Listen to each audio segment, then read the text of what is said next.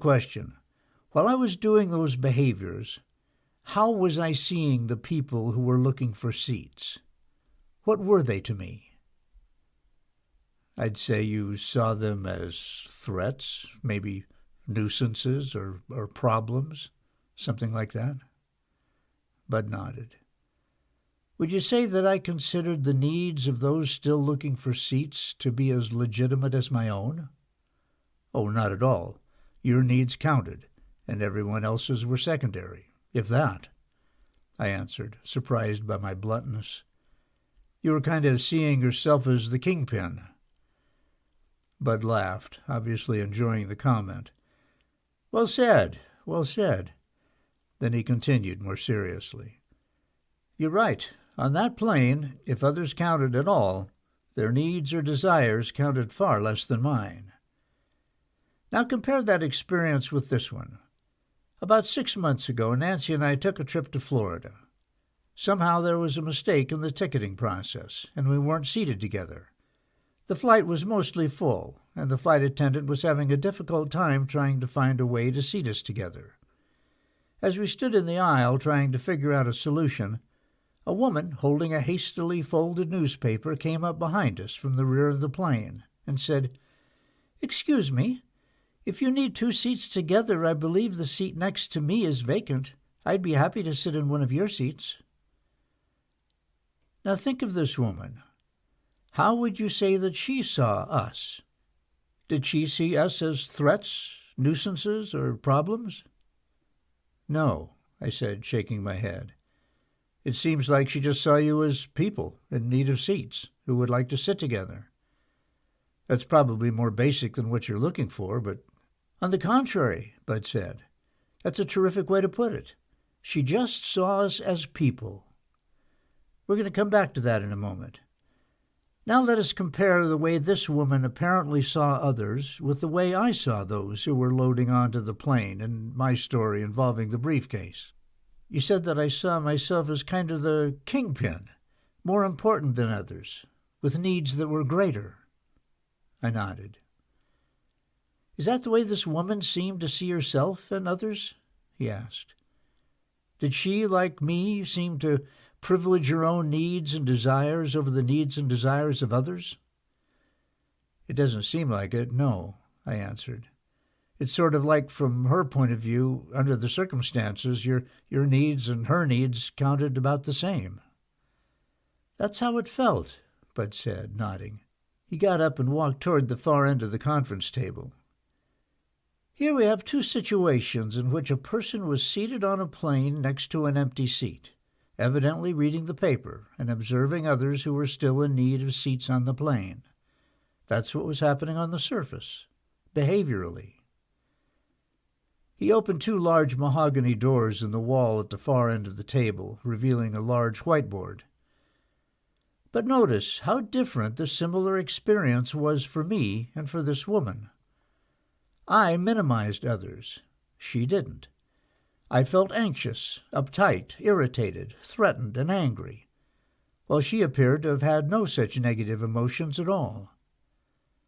I sat there blaming others who might be interested in my briefcase's seat.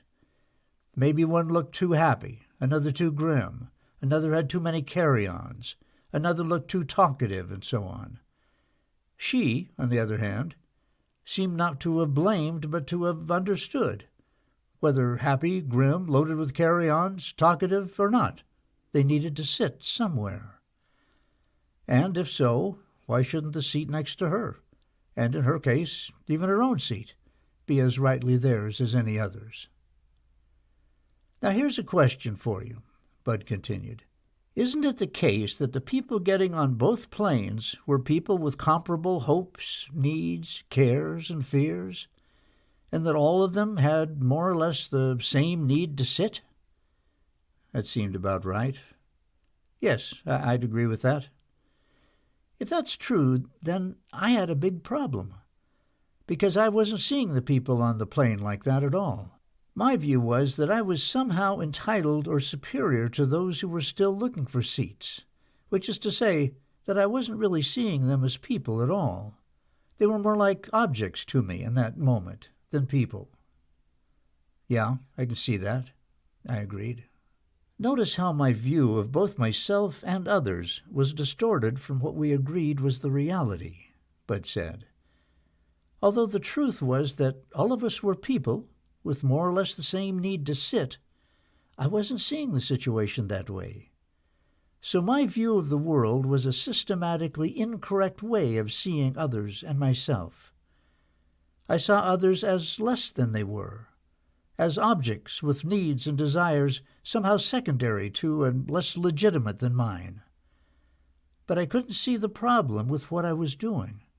I was self-deceived, or in the box. The lady who offered us her seat, on the other hand, saw others with the situation clearly, without bias.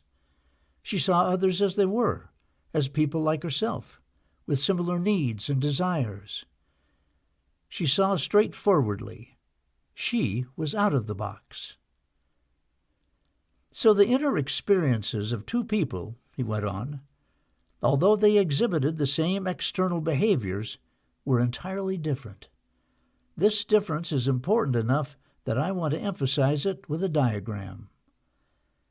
At this he turned to the board and spent a minute drawing a diagram. In a circle he wrote behaviors, and then listed in the circle the following behaviors: sitting next to empty seat, observing other passengers, and reading the paper. Then he drew two arrows from the circle to headlines underneath the circle of behaviors. One of the arrows pointed to the words, "in the box."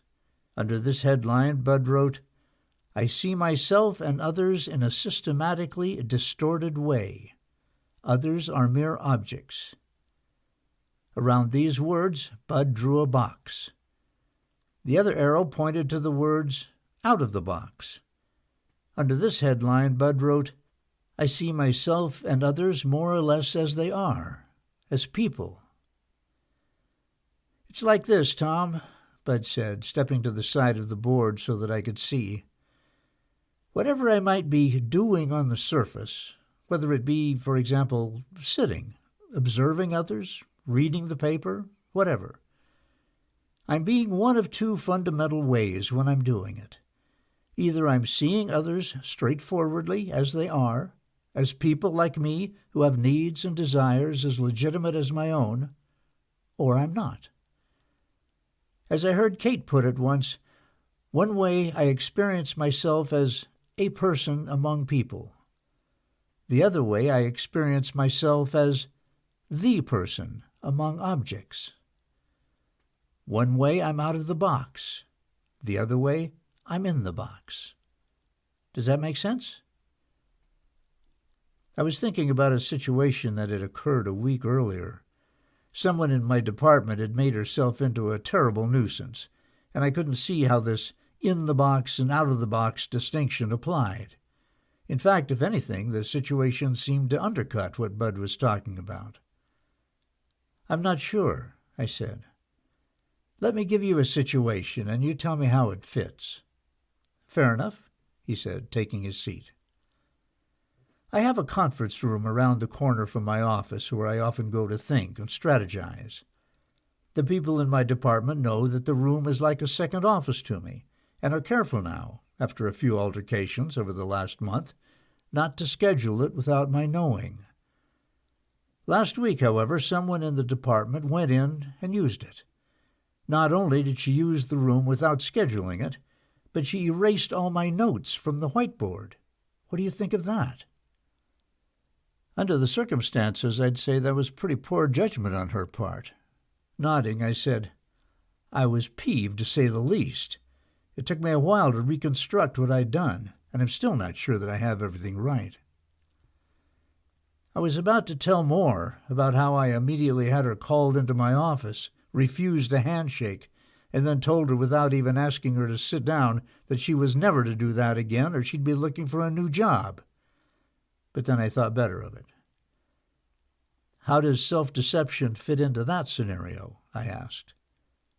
"Let me ask you a few questions," Bud answered, "and then maybe you can tell me." What kinds of thoughts and feelings did you have about this woman when you found out what she'd done?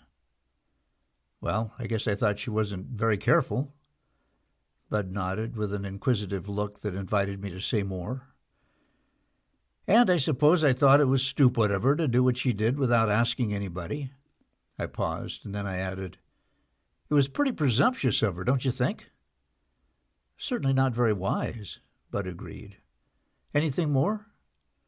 "No, that's about what I remember." "Let me ask you this, then. Do you know what she wanted to use the room for?" "Well, no, but why should it matter? It doesn't change the fact that she shouldn't have been using it, does it?" "Perhaps not," Bud answered. "But let me ask you another question. Do you know her name?" The question caught me by surprise. I thought for a moment. I wasn't sure I'd ever heard her name. Had my secretary mentioned it? Or did she say it herself when she extended her hand to greet me? I searched my memory, but there was nothing. But why should it matter anyway? I thought to myself, emboldened. So I don't know her name. So what? Does that make me wrong or something? "No, I guess I don't know it, or I can't remember it," I said. Bud nodded. "Now here's a question I'd really like you to consider. Assuming that this woman is, in fact, careless, stupid, and presumptuous, do you suppose that she's as careless, stupid, and presumptuous as you accused her of being when all this happened?" "Well, I didn't really accuse her." "Not in your words, perhaps, but have you had any interaction with her since the incident?" I thought of the ice-cold reception I gave her and the offer of her hand rebuffed. "Yes, just once," I said meekly. Bud must have noticed the change in my voice, for he dropped his voice slightly and lost his matter-of-fact tone. "Tom, I want you to imagine that you were her when you met.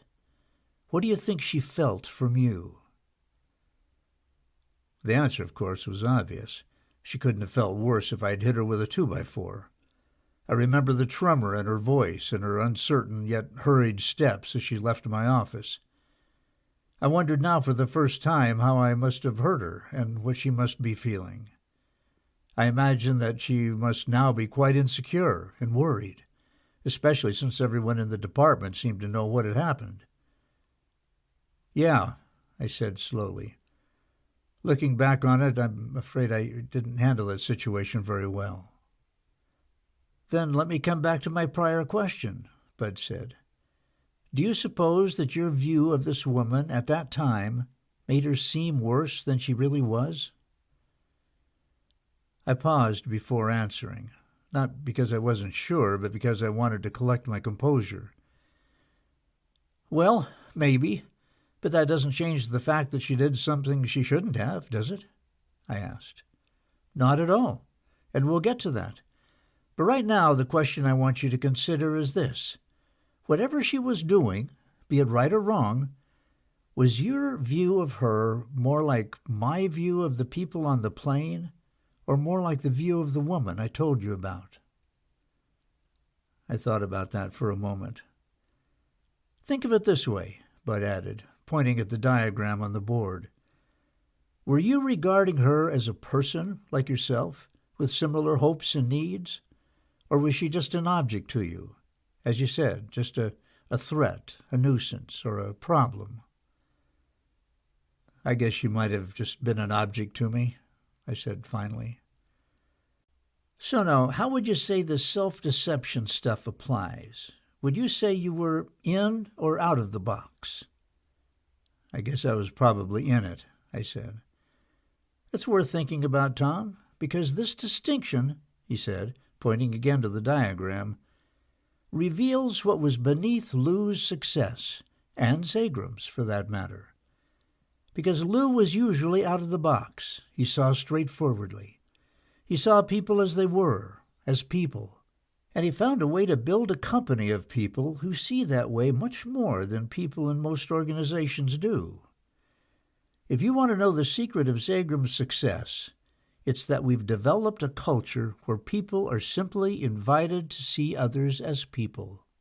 And being seen and treated straightforwardly, people respond accordingly. That's what I felt, and returned to Lou. It sounded great, but it seemed too simplistic to be the element that set Zagram apart. It can't really be that simple, can it, Bud? I mean, if Zagram's secret were that basic, everyone would have duplicated it by now. Don't misunderstand, said Bud. I'm not minimizing the importance of, for example, getting smart and skilled people into the company, or working hard, or any other number of things that are important to Zagram's success. But notice, everyone else has duplicated all of that stuff, but they've yet to duplicate our results. And that's because they don't know how much smarter smart people are, how much more skilled people get, and how much harder hard-working people work when they see and are seen straightforwardly as people. And don't forget, he continued, self-deception is a particularly difficult sort of problem, to the extent that organizations are beset by self-deception, and most of them are. They can't see the problem. Most organizations are stuck in the box. That claim hung in the air as Bud reached for his glass of water and took a drink. By the way, he added, the woman's name is Joyce Mulman. Who? What woman? The person whose hand you refused. Her name is Joyce Mulman. Chapter 7. People or Objects. How do you know her? I asked worriedly. And how'd you hear about what happened? Bud smiled reassuringly. Don't be fooled by the distance between buildings. Word travels fast. I heard about it from a couple of your quality team leaders who were discussing it over lunch in Building 5 cafeteria. It seems you made quite an impression. I struggled to keep my composure and control my expression. As for knowing her, Bud continued, I don't really, except that I try to know the names of as many people as I can around the company. It gets more difficult by the month with all of our growth, though. I nodded, amazed that someone in Bud's position would worry about knowing the name of someone who was at Joyce's level in the company. You know those pictures we take for clearance badges? I nodded. Well, the executive team members receive copies of all those pictures, and we try to familiarize ourselves with, if not completely memorize, the faces and names of the people who join the company. I've found, at least with me, he continued, that if I'm not interested in knowing a person's name, I'm probably not really interested in the person as a person. For me, it's a basic litmus test. Now, it doesn't necessarily work the other way around. That is, I can learn and know people's names and have them still be just objects to me. But if I'm unwilling to even try to remember someone's name, that itself is a clue to me that he or she is probably just an object to me, and that I'm in the box. Anyway, that's why I know her, or at least know of her. As Bud talked, my mind was taking inventory of the people in my division. I realized that of the 300 or so people in my part of the company, I knew only about 20 by name. But I've only been here a month, I said to myself in protest. What more could you expect? But I knew better. I knew that what Bud said about himself was true of me as well. The amount of time I had worked at Zagram was a red herring. The truth was I hadn't really tried to learn anyone's name. And as I thought about that now, it seemed clear that my lack of interest in as basic an issue as others' names was a pretty clear indication that I probably wasn't seeing them as people. I guess you think I really messed up, I said, my thoughts turning back to Joyce. It's not important what I think. What's important is what you think. Well, I'm kind of torn. On the one hand, I feel I owe Joyce an apology. But on the other hand, I still think she shouldn't have gone in that room and erased everything without checking first. Bud nodded. Do you suppose it's possible that you're right on both counts? What, that I was wrong and right at the same time? How can that be? Think of it this way, offered Bud. You're saying that Joyce shouldn't just haul off and erase things that other people have written without finding out if that's okay first. Is that right? Yes. That seems perfectly reasonable to me as well. And you're saying that the right thing in the situation was to tell her that she must never do that again. Is that right? Yes, that's the way it seems to me. Me too, said Bud. Then what did I do wrong? I asked. That's exactly what I did. Yes, it is what you did, Bud agreed. But here's the question. Were you in the box or out of the box when you did it? All of a sudden, the light went on for me. Oh, I get it. It's not that I did the wrong thing necessarily, but that I did what I did, maybe even the right thing, in the wrong way. I was seeing her as an object. I was in the box, that's what you're saying. Exactly.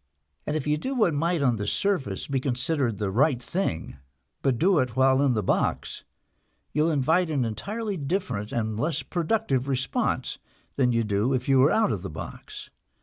Remember, people primarily respond not to what we do, but to how we're being, whether we're in or out of the box toward them. This seemed to make sense, but I wasn't sure it was realistic for the workplace. Is there something you're wondering about? Bud asked. Not really, I said without conviction. Well, I am struggling with one thing. Sure, go ahead. I'm just sitting here wondering how you can conduct a business seeing others as people all the time. I mean, won't you get run over doing that? I can see it applying to family life, for example, but isn't it a bit unrealistic to think that you have to be that way at work, too, when you've got to be fast and decisive? I'm glad you asked that, Bud said. It was the next thing I wanted to talk to you about. He paused and then said, First, I want you to think of Joyce, the way you handled the situation. I'd imagine she won't ever be using your conference room again. Probably not. And since that's what you wanted to convey to her, you might think that your meeting with her was a success. Yeah, in a way, I guess that's right, I said, feeling a bit better about what I'd done. Fair enough, Bud said. But let's think beyond the conference room. Do you think that by being in the box when you conveyed your message, that you invited in her more enthusiasm and creativity about her work, or less? Bud's question caught me up short. All of a sudden I realized that to Joyce Mulman, I was like Chuck Stolley. I remember being dressed down by Stolley, who seemed always in the box as near as I could tell, and I knew firsthand how demotivating it was to work with him as a result. To Joyce, I must seem no different from Stolley. The thought was terribly depressing. I guess that's right, I answered. I might have solved the conference room problem, but created other problems in its wake. It's worth thinking about, Bud agreed, nodding. But your question actually goes to something deeper than that. I'll try to address it. He stood up again and resumed his pacing. Your question assumes that when we're out of the box, our behaviors are soft, and when we're in the box, our behaviors are hard. That's why you wonder, I take it, whether one can actually sustain a business being out of the box all the time. But let's think a little harder about that assumption. Is the distinction between being in the box and being out of the box a behavioral one? I thought about that for a minute. I wasn't certain, but it seemed like it might make a difference in behavior. I'm not sure, I said. Let's look at the diagram, Bud said, pointing out to what he had drawn on the board earlier. Remember, this woman and I exhibited the same outward behaviors, but our experiences were completely different. I was in the box, and she was out. Okay, I nodded. Here's an obvious question, but its implications are extremely important, he said. Where on this diagram are behaviors listed? At the top, I said. And where are in the box and out of the box ways of being listed? beneath that, at the bottom. Yes, Bud said, turning away from the board and toward me. What's the implication of this? I didn't know what he was after and sat silently, groping for an answer. What I mean, Bud added, is that this diagram suggests that there are two ways to do what? I studied the diagram. Then I saw what he was getting at. I see. There are two ways to do the behaviors. Right. So here's the question again. Is the distinction we're talking about fundamentally a distinction in behavior, or is it deeper than that? It's deeper, I said. Bud nodded. Now let's think of Lou again for a minute. How would you characterize his behavior toward me? Remember, in a public forum, in front of my colleagues, he took from me a responsibility I had failed to accomplish, even though I'd accomplished everything else he asked me to do. And then he asked me if I would ever let him down again. How would you characterize his behavior toward me? Would you say it was soft or hard? That would definitely be hard, I said. Too hard, even. Yes, but was he in the box or out of the box when he did it? Out of the box. And how about you? How would you characterize your behavior toward Joyce? Was it soft or hard? Again, hard, perhaps too hard, I said, squirming slightly in my seat. You see, Bud said as he walked back toward his chair across from me, there are two ways to be hard. I can engage in hard behaviors and be either in the box or out of the box when I do them. The distinction isn't the behavior. It's the way I'm being when I'm doing whatever I'm doing, be it soft or hard.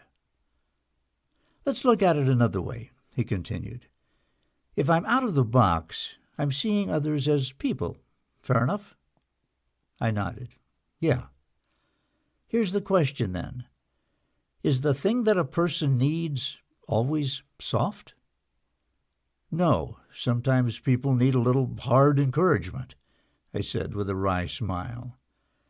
That's right, and your situation with Joyce is a perfect example. She needed to be told that it was wrong to erase other people's notes from the board, and passing on that kind of message could be thought of as behaviorally hard. The point is that it's possible to deliver just that kind of hard message and still be out of the box when doing it. But it can be done out of the box only if the person you are delivering the message to is a person to you. That's what it means to be out of the box. And notice, and here's why this is so important, whose hard message likely invited a more productive response, Lou's or yours? I thought again of how demotivating it was to work for Chuck Stolley, and about how I probably had the same kind of influence on Joyce as Chuck had had on me. Lou's, I'm afraid. That's the way it seems to me, too, Bud said. So regarding hard behavior, here's the choice. We can be hard and invite productivity and commitment, or we can be hard and invite resistance and ill will. The choice isn't to be hard or not. It's to be in the box or not. Bud looked at his watch. It's now 11:30, Tom. I have a proposal. If it's okay with you, I'd like to break for an hour and a half or so. I was surprised by the time. It didn't seem like we'd been at this for 2.5 hours, but I was grateful for the break all the same. Sure, I said. So we'll get going again at 1 o'clock? Here? Yeah, that would be great. Now remember what we've covered so far. There's something deeper than behavior that determines our influence on others. It's whether we're in or out of the box. You don't know much about the box yet. But when we're in the box, our view of reality is distorted. We see neither ourselves nor others clearly. We are self-deceived, and that creates all kinds of trouble for the people around us. With that in mind, he continued, I'd like you to do something for me before we get back together after lunch. I'd like you to think about the people here at Zagram, both in and out of your department, and ask yourself whether you're in or out of the box toward them. And don't lump the people you're thinking about into an impersonal mass. Think of the individuals. You may be in the box toward one person and out of the box toward another at the same time. Think of the people. Okay, I will, I said as I started to stand up. Thanks, Bud. This has been very interesting. You've given me a lot to think about. Not nearly as much as you'll have to think about by this afternoon, Bud said with a chuckle.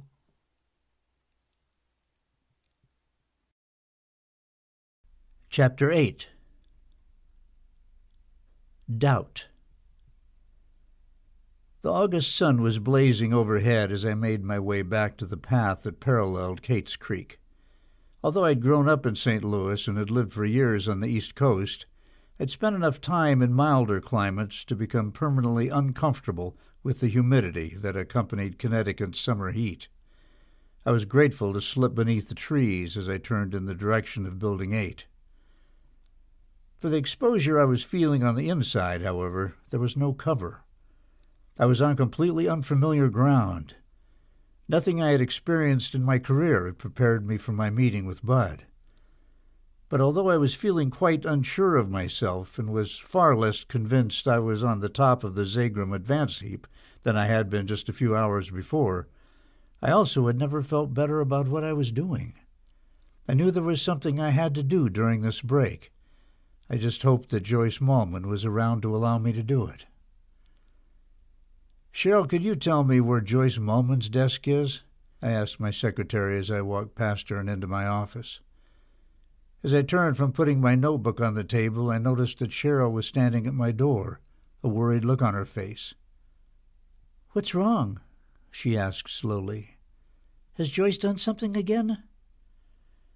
Cheryl's words implied concern for me, but her manner betrayed her concern for Joyce, as if she wanted to warn Joyce of an impending storm if she had the chance.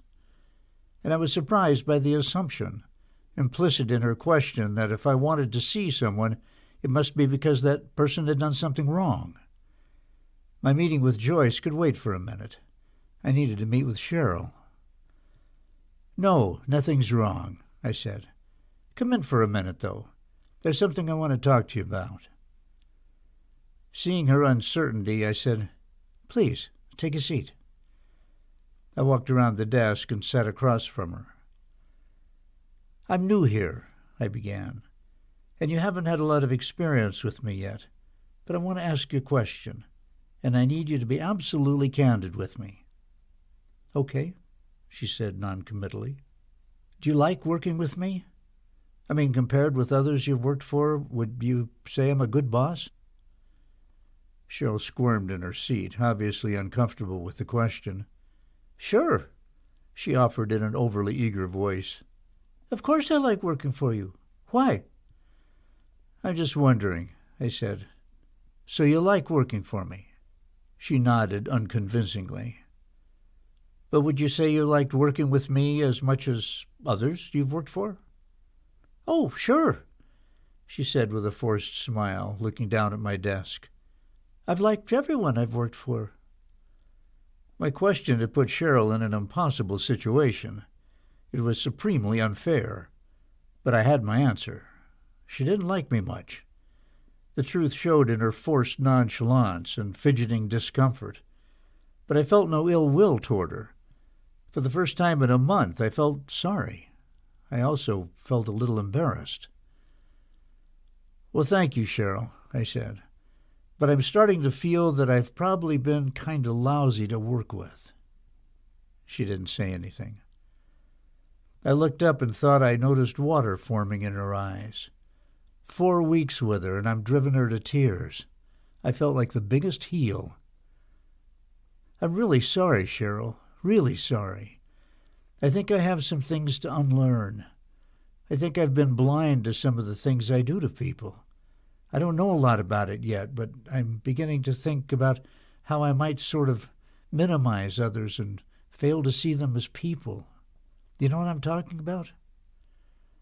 To my surprise, she nodded knowingly. "You do?" "Sure. The box, self-deception, and all that? Yeah, everybody here knows about it. Did Bud talk to you, too? No, not Bud. He meets personally with all the new senior managers. There's a class here that everyone goes through where we learn the same things. So you know about the box, seeing others as people and seeing them as objects? Yes, and self-betrayal, collusion, getting out of the box, focusing on results, the 4 levels of organizational performance, and all the rest. I don't think I've learned any of those things yet. At least Bud hasn't mentioned them. What was that? Self-betrayal, Cheryl said, filling in the gap. It's how we get in the box in the first place. But I don't want to spoil what's coming. It sounds like you've only just started. Now I really felt like a heel. It was one thing to treat another person as an object if she was as clueless to all these ideas as I had been. But knowing about the box, Cheryl had probably been seeing right through me the whole time. Boy, I've probably seemed like the biggest jerk to you, haven't I? Not the biggest, she said with a smile. Her wisecrack eased my mood, and I laughed. It was probably the first laugh between us in the 4 weeks we'd worked together, and in the ease of the moment, it seemed like a real shame. Well, maybe by this afternoon I'll know what to do about it. Maybe you know more about it than you think you do, she said. By the way, Joyce is on the 2nd floor, next to the pillar marked 831. When I passed by Joyce's cubicle, it was empty. She's probably at lunch, I thought. I was about to leave, but then thought better of it. If I don't do this now, who knows if I'll ever do it? I sat down on an extra chair in the cubicle and waited. The cubicle was plastered with pictures of 2 little girls about 3 and 5 years old. Then there were crayon drawings of happy faces, sunrises, and rainbows. I might have been sitting in a daycare center, except for the piles of charts and reports stacked all around the floor. I wasn't sure what Joyce did in the organization, my organization, which seemed pretty pathetic to me at the moment. But from the look of all the stacks of reports, I gathered that she was a member of one of our product quality teams. I was looking at one of the reports when she rounded the corner and saw me. "Oh, Mr. Callum," she said in utter shock, stopping in her tracks, her hands to her face. "I'm sorry. I'm so sorry for the mess. It's not usually like this, really." She'd clearly been knocked off balance. I was the last person she probably ever expected to see in her cubicle. "Don't worry about it. It's nothing compared to my office anyway. And please, call me Tom." I could see the confusion in her face. She apparently had no idea what to say or do next. She just stood there at the entrance of her cubicle, trembling. I came to apologize, Joyce, for how I blew up at you about the conference room and all. That was really unprofessional of me. I'm sorry." "Oh, Mr. Callum, I deserved it. I really did. I should never have erased your things. I felt so bad about it, I've hardly slept in a week." "Well, I think there probably was a way I could have handled it that wouldn't have left you sleepless." Joyce broke out in a, "Oh, you didn't have to do that," smile and looked at the floor, pawing it with her toe. She'd stopped trembling. It was 12:30. I had 20 or so minutes before I needed to make my way back to continue with Bud. I was feeling pretty good and decided to call Laura. "Laura Callum," said the voice on the other end. "Hi," I said. "Tom, I only have a second. What do you need?" "Well, nothing. I just wanted to say hi." "Is everything okay?" she said. "Yeah, fine." "You're sure?" "Yes. Can't I just call you to say hi without being interrogated?" "Well, it's not like you ever call. There must be something going on." "No, there's not. Nothing, really." "Okay, if you say so." "Geez, Laura, why do you make everything so hard? I was just calling to see how you are." "Well, I'm fine. Thank you for your concern, as always," she said, her voice dripping with sarcasm. Everything that Bud had said that morning suddenly seemed far too naive and simplistic. The box, self-deception, people, or objects, all of those ideas might apply in some situations, but not this one. Or if they did, who cared? Well, great, that's just great. Hope you have a nice afternoon, I said, matching her sarcastic tone, and then some. Then I hope you're as cheerful and understanding with everyone there as you are with me. The phone clicked dead. No wonder I'm in the box, I thought as I hung up the phone. Who wouldn't be married to someone like that? I walked back to the central building full of questions. First of all, what if someone else is in the box? What then? Like with Laura, it doesn't matter what I do. I called just to talk with her, and I was out of the box, too. But then, with one swift, emotionless stroke, she cut me off at the knees, just like she always does. She's the one with the problem. It doesn't matter what I do, even if I am in the box. So what? What could you expect? Okay, I had a couple of good experiences with Cheryl and Joyce. But what else are they going to do? I mean, I run the division. They have to fall in line. And so what if Cheryl started to cry? Why should that be my fault? She has to be tougher than that. Anyone that weak deserves to cry. Or at the very least, I shouldn't feel guilty if she does. My anger grew with each step. This is a waste of time, I thought. It's also Pollyanna-ish. In a perfect world, okay. But blast it, this is business. Just then I heard someone call my name. I turned toward the voice. To my surprise, Kate Stenerud was cutting across the lawn toward me.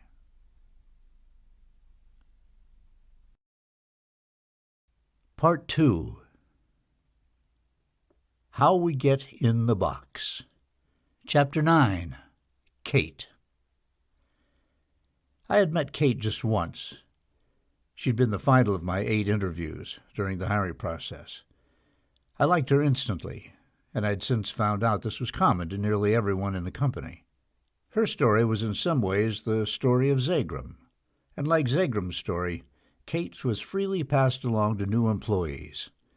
She had joined the company fresh out of college some 25 years earlier with a degree in history. One of the first 20 employees at Zagram.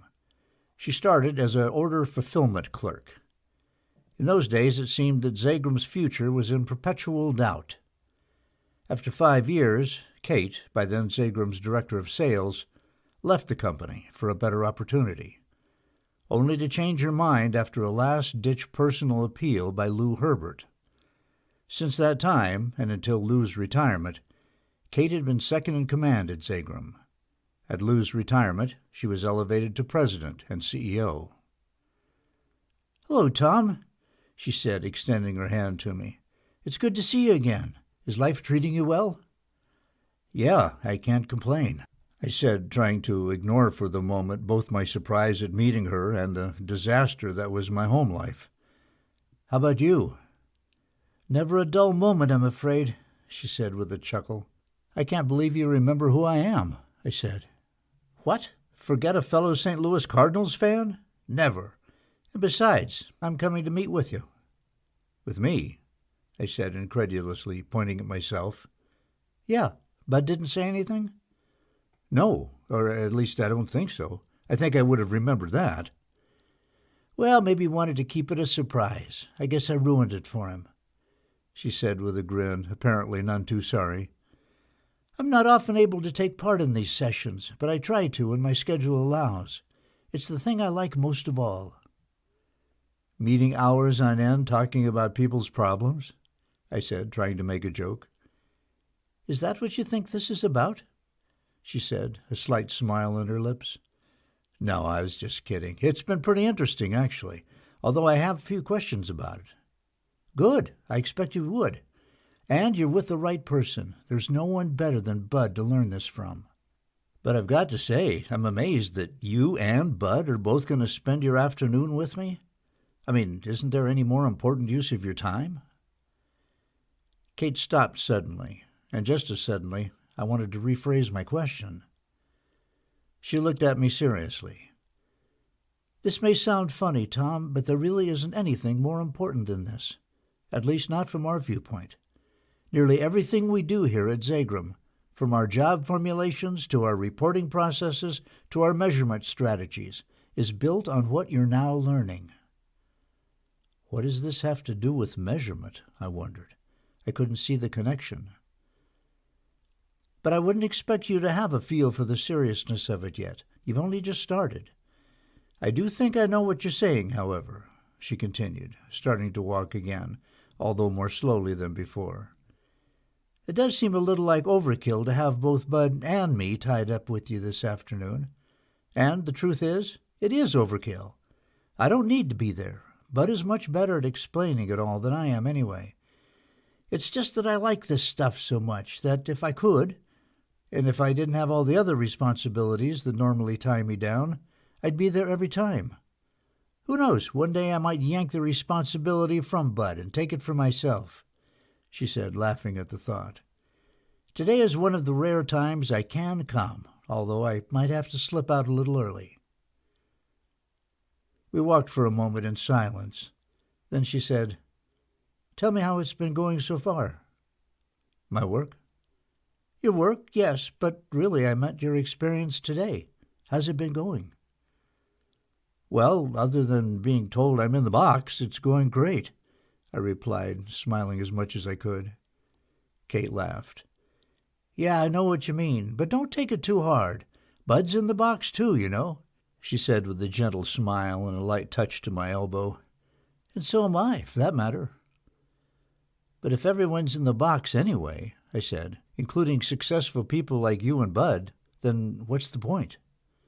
"The point is that although we're still sometimes in the box, and probably always will be to some extent, our success has come because of the times and ways that we at the company have been out of the box.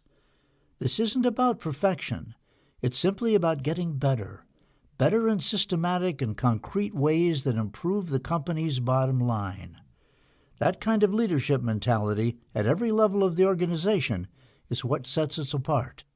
Part of the reason I come to these sessions when I can," she continued, "is to be reminded of some things. The box can be a pretty tricky place. You'll understand a lot more about that by the end of the day. But there's something I'm confused about right now, Kate." "Only one thing?" she said, smiling as we climbed the stairs to the 3rd floor. "Well, maybe more than one, but there's one for starters. If there really are two ways of being, the out-of-box way where I see people as people, and the in-the-box way where I see others as objects, what makes you one way or the other in the first place?" I was thinking of Laura and how impossible she was. I mean, I'm thinking of a situation where it's impossible to be out of the box with someone. Really impossible. It seemed like I should continue the thought or the question, whichever it was, but I couldn't think of anything else to say, so I just stopped. "I think maybe Bud should be in on that answer," she said. "Here we are." Chapter 10. Questions. "Hi, Tom," Bud said warmly as we walked through the doors. "Did you have a good lunch?" "It was too eventful for a lunch, actually," I replied. "Really? I look forward to hearing about it." "Hey, Kate." "Hi, Bud," she said, walking over to the mini fridge of juices. "Sorry I ruined your surprise." "Well, I didn't intend your coming as a surprise, actually. I just wasn't sure whether you'd be able to make it, so I didn't want to get Tom worked up for nothing. I'm glad you could come." He walked toward the conference table. "Let's all sit down and get to it. We're a little behind." I went to the same chair I had sat in that morning, with my back to the window, near the middle of the conference table. As I did so, Kate, who was sizing up the room, suggested that we move closer to the whiteboard. Who was I to argue? Kate sat in the seat nearest the board on the other side of the table, and I took the seat across from her, my back still to the window. She motioned Bud to sit between us at the head of the table, his back to the board. "Come on, Bud, it's your meeting." "I was kind of hoping you'd take over. You do this better than I do," he said. "Oh, no, I don't. I'll jump in now and then, but it's your show. I'm here to cheer you on and to relearn a few things." Bud sat down as directed, and he and Kate both smiled, obviously enjoying the friendly banter. "Well, Tom, before we move on to some new things, why don't you review for Kate what we've done so far?" "Okay," I said, trying to quickly collect my thoughts. I reviewed for Kate what Bud had taught me about self-deception, how at any given moment we're either in or out of the box towards others, how, citing Bud's airplane examples, we can apparently do almost any behavior either in or out of the box, but that whether we're in or out makes a huge difference in the influence we have on others. "Bud's been suggesting," I continued, "that success in an organization is a function of whether we're in the box or not, and that our influence as leaders depends on the same thing." "And I can't tell you how much I believe that," said Kate.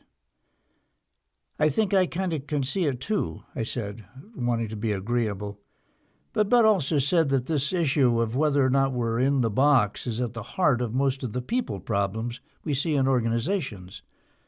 I must admit I'm not altogether sure about that yet. And on the way over here you said that Zagram's reporting and measurement systems grow out of all this, and I'm really in the dark about how that would be." "Yeah, I'll bet you are," Bud said, looking pleased. "By the time we go home tonight, I think you'll be starting to have a feel for all that. At least I hope so. But before we move forward, you mentioned something about a busy hour and a half since we last met.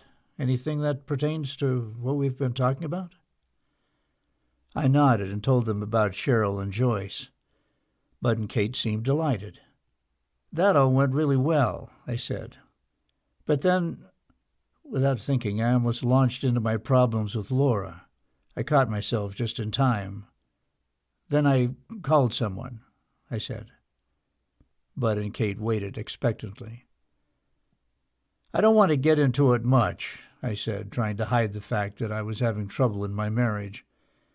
"It's sort of irrelevant to what we're doing here, but this particular person is pretty deep in the box, and all I have to do is talk with him, and I'm in it too. That's what happened when I called.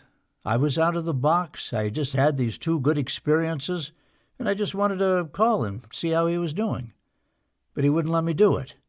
He wouldn't let me be out of the box. He just slammed me right back in. Under the circumstances, I think I did about as good a job as I could have done." I'd expected Bud and Kate to say something to this, but both remained silent, as if inviting me to continue. "It's no big deal, really," I continued. "It's just that it has me a little confused." "About what?"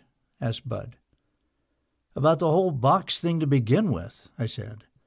"I mean, if others keep putting us in the box, what can we do about it? I guess what I want to know is, how can you get out of the box when someone keeps putting you in it?" At this, Bud stood up, rubbing his chin. "Well, Tom," he said, "we're certainly going to get to how we get out of the box. But first, we have to understand how we get in it. Let me tell you a story." Chapter 11. Self-betrayal. Now, at first you're going to think this is a silly story. It's not even a workplace story. We'll apply it to the workplace when we get a little more under our belts. Anyway, it's just a simple little story, mundane even, but it illustrates well how we get in the box in the first place. One night, a number of years ago, when David was just an infant, I was awakened by his wailing cries. He was probably 4 months old or so at the time. I remember glancing at the clock. It was around 1 a.m. In the flash of that moment, I had an impression, or a sense, or a feeling, a thought of something I should do. It was this: get up and tend to David so that Nancy can sleep. If you think about it, this sort of sense is very basic, he continued. We're all people, and when we're out of the box and seeing others as people, we have a very basic sense about others. Namely, that, like ourselves, they have hopes, needs, cares, and fears. And on occasion, as a result of this sense, we have impressions of things to do for others, things we think might help them, things we can do for them, things we want to do for them. You know what I'm talking about? Sure, that's clear enough, I said. This was such an occasion. I felt a desire to do something for Nancy. But you know what? I didn't act on it. I just stayed in the bed, listening to David wail. I could relate. I'd waited out Todd and Laura plenty of times. You might say I betrayed my sense of what I should do for Nancy, he said.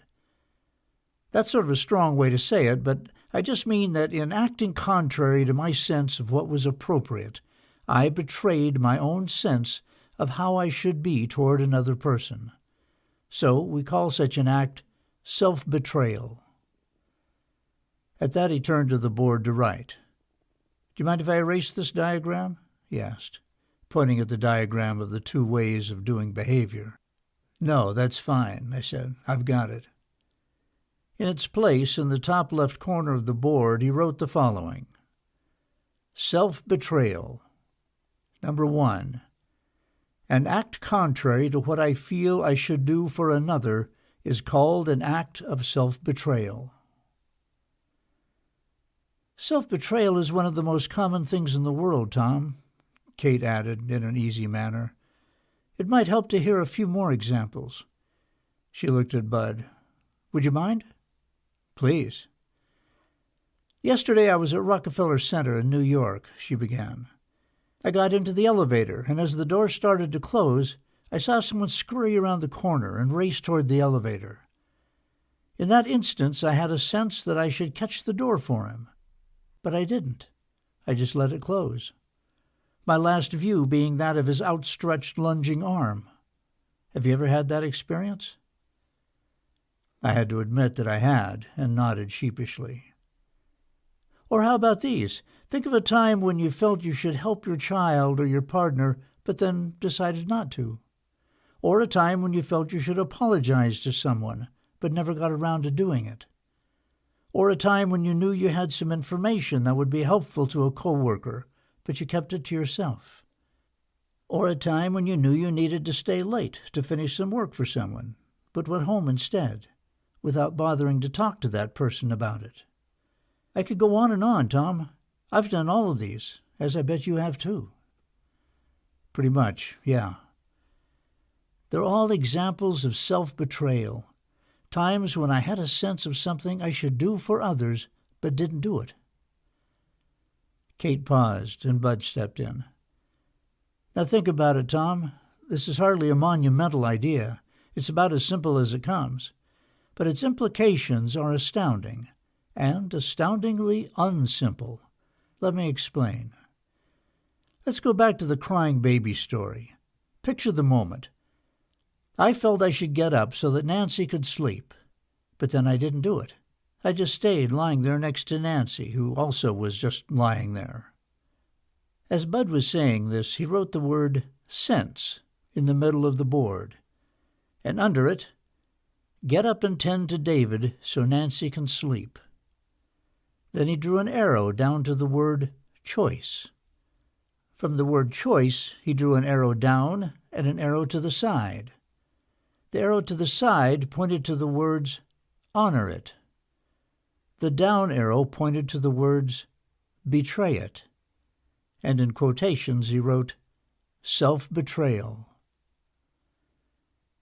Now in this moment, as I'm just lying there listening to our wailing child, how do you imagine I might have started to see and feel about Nancy? Well, since she wasn't getting up, she may have seemed kind of lazy to you, I said. Okay, lazy, Bud agreed, adding it to the diagram. Inconsiderate, I added. Maybe unappreciative of all you do, insensitive. These are coming pretty easy to you, Tom, Bud said, adding my responses to the diagram. Yeah, well, I must have a good imagination, I guess, I said, playing along. I wouldn't know any of this for myself. No, of course you wouldn't, said Kate. Nor would you either, would you, Bud?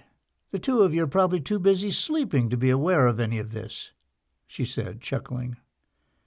Aha, the battle is joined, laughed Bud. But thank you, Kate. You raise an interesting point about sleeping. Turning back to me, he asked, "What do you think, Tom? Was Nancy really asleep?" "Oh, maybe, but I doubt it." "So you think she was faking it? Pretending to sleep?" "That'd be my guess, yeah." Bud wrote "faker" on the diagram.